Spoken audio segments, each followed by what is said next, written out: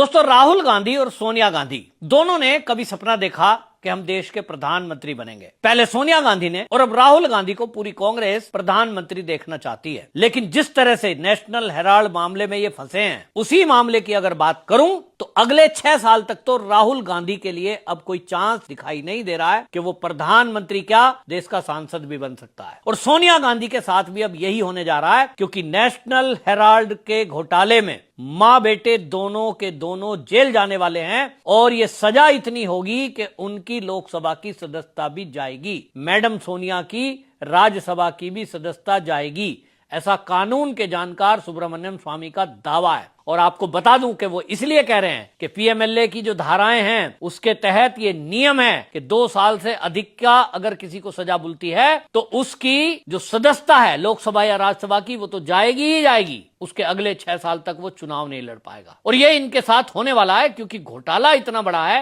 और अरबों रुपए का घोटाला है, जिसको लेकर के कांग्रेस तो दावा करती है कि साहब ये तो जो है फर्जी केस है। लेकिन आपको बताऊं कि इसको लेकर के सुधांशु त्रिवेदी बाकायदा इसका खुलासा करते हुए नेशनल हेराल्ड मामले का उन्होंने इस पर अपनी पूरी दलील रखी और उन्होंने बताया कि किस तरह से जब एफआईआर हुई है तब तो बीजेपी की सरकार भी नहीं थी और ये सारा घपला घोटाला जो हुआ है वो तब हुआ जब कांग्रेस की केंद्र में सरकार थी। भारतीय जनता पार्टी को अनावश्यक रूप से ये घेर कर अपने गुनाहों को छुपाना चाहते हैं कि ये जो नेशनल हेराल्ड मामला है, इस मामले में जैसा सुधांशु जी ने कहा कि ये हमारे देश के स्वतंत्रता सेनानियों ने 1938 में अखबार चलाने के लिए एसोसिएट्स जनरल लिमिटेड नाम की कंपनी बनाई। कांग्रेस का ही शासन पूरे देश में था। सुधांशु जी ने यह सवाल उठाया कि ऐसे में ये तीनों अखबार बंद कैसे हो गए। वो कहते हैं कि अगर कांग्रेस के कुल 10% कार्यकर्ता भी इस अखबार को खरीदते में जाने के बजाय फायदा करता। लेकिन रिकॉर्ड में दर्ज कराया गया कि 2008 तक एसोसिएट्स जनरल लिमिटेड नाम की जो कंपनी बनाकर ये 3 अखबार चलते थे, कौमी आवाज और